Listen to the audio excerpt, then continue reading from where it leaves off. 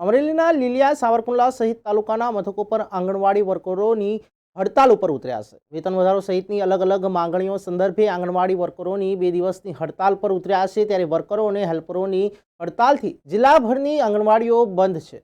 આંગણવાડી worker અને હેલ્પરો દ્વારા સૂત્રોચ્ચાર પણ કરાયા છે.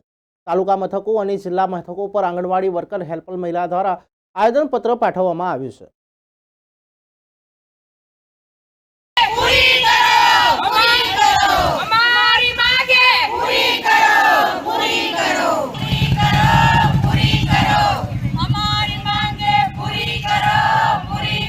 સમગ્ર અમરેલી જિલ્લા આંગણવાડી વર્કર હેલ્પર સંગઠનના માધ્યમથી ICDS બહુમાળી ભવનમાં એકત્રિત થયા છીએ. ઘણા વર્ષોની અમારી પેન્ડિંગ માંગણીઓ પડેલી છે, જેના ઉપર સરકારે અત્યાર સુધી ક્યારેય કોઈ પ્રકારનું ધ્યાન આપવામાં આવ્યું નથી. હવે અમારી સહન કરવાની હદ પણ પૂરી થઈ ગઈ છે. ઓનલાઈન ઓફલાઈન બંને કાર્યો અમને સોંપવામાં આવે છે. ગધેડાથી બદતર વેતરું કરાવવામાં આવે છે. તો ત્રાસ પામી ગયા છીએ. તો હવે બસ છેલ્લી વખત અમે સરકારને નમ્ર નિવેદન તો અવારનવાર કરેલું છે, પણ હવે કંઈક અલગ થવા જઈ રહ્યું છે.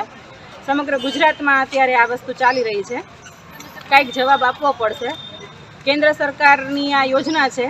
કેન્દ્ર સરકારે છેલ્લા 20 વર્ષથી અમારી સામે કોઈ પણ પ્રકારનું ચૂકવણું કે જે ન્યાય અમને મળવો જોઈએ અમારા કામના બદલામાં એ આપેલો નથી. હું આ લીલિયા તાલુકાની પીપળવા ગામની આંગણવાડીમાં આંગણવાડી વર્કર તરીકે ફરજ બજાવું છું અને લીલિયા આંગણવાડી સંગઠનની પ્રમુખ છું. અમારા સંગઠનના કહેવા મુજબ અમે લોકો આજે અમારી લીલિયાની કચેરીએ, ICDSની કચેરીએ અમારા પડતર પ્રશ્નો માટે આવેદનપત્ર દેવા માટે આવેલા છીએ. તેમજ અમે વર્કર હેલ્પર બંનેએ આજનો અમારો 2 દિવસનો CL રજા રિપોર્ટ અમે રજૂ કરેલ છે બેનને, અને અમે ઓફલાઈન અને ઓનલાઈન 2 દિવસ 16 અને 17 તારીખ આંગણવાડી બંધ રાખેલ છે. એમાં અમારા મુખ્ય 2 પ્રશ્નો છે. એક અમારો વેતન વધારો કરો અને બીજું અમને કાયમિકના કર્મચારી તરીકે અમને નિમણૂક કરો. અને 2024ની કેન્દ્ર સરકારની જે ચૂંટણી આવે છે, અમારી આ 40-45 વર્ષથી અમારી આંગણવાડી ચાલે છે, તો અમને આ કેટલા ટાઈમથી અમારા પ્રશ્નો રજૂ કરીએ છીએ પણ કોઈ ધ્યાન નથી દેતું. તો ગુજરાત સરકારના સાંસદ સભ્યો અને અધિકારીઓને અમારી વિનંતી છે કે અમારા પ્રશ્નો સરકાર સુધી પહોંચાડે. અમે અમારા કામ સિવાયનું પણ ઘણું ખરું કામ સરકારનું કરીએ છીએ, તો અમારા પ્રશ્નો સરકારમાં રજૂ કરે. અમે આ માટે બધા અહીંયા ભેગા થયેલા છીએ. આ અંગેના પ્રશ્નો વહેલી તકે તમારા પૂર્ણ થાય અને એ અંગે તમારી શું તૈયારી છે?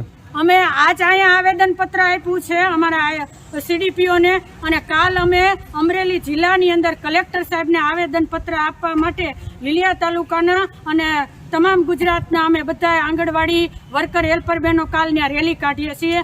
અને આગળ જો સરકાર અમારી સામું નહીં જોવે, અમારા પ્રશ્નોને વાસા નહીં આપે, તો અમે લોકો આગળ પણ આ માટે આંદોલન કરવા માટે તૈયારી અમારી છે. આજે જે વર્કર બહેનો આવેદનપત્ર દેવા આવ્યા છે, તો એમના જે કાંઈ પ્રશ્નો છે તે અમે સરકાર સુધી રજૂઆત કરીશું, અને જે કાંઈ ઘટક લેવલના પ્રશ્નો છે અહીંથી જે સોલ્વ થશે એ અમે પ્રશ્ન સોલ્વ કરી આપીશું.